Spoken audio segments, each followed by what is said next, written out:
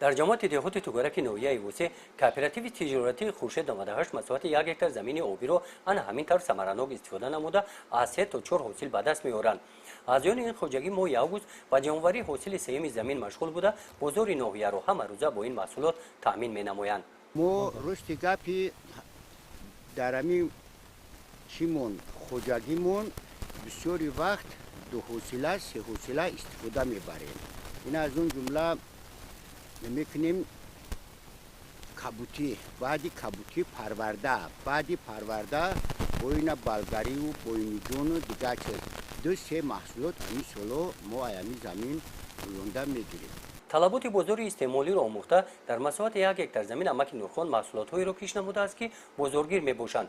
کبودی‌ها، پیاز، گشنیج، اوکراپ، لبلبو و شلخه در زمین دائما موجود هستند. در این خطه زمین 3 روز پیش کبودی کشتی نو میباشد. بنابر سبب گرمی هوا و زمین آب مانده برای نگاه داشتن نمی زمین بالایش را با قمیش پوشانیده است. این محصولات ماه اکتبر میرسد. تجربه نورخان عظیموف را در این سمت همدهگانش میآموزند. همین اصول را بسیاری آدم‌ها با همین سر زمین مرا میآیند روز گپ همین اصولای مرا استفاده میبرند. ای رحمت میگن که خودت همین اصول را مرا فهموندی و ما هم سازواری همون ابرو مهنت شدیم. در این خطه زمین 1 هکتار امک نورخان جواری مکه کش نمود که حاصل آن برای او غیر عادی نمود. نیال‌های جواری مکه تا 3.5 متر بلند شدند. همین جواری را ما 2 سال پیش تخم امیره ما شنبه آوردم. جواری همین فقط چند نمود تخمای هسته که امو حاصلش زیاده با مسئله در پختن چیوش کپیدنش این نوی خوب شه که در بازار طلبات این زیاده.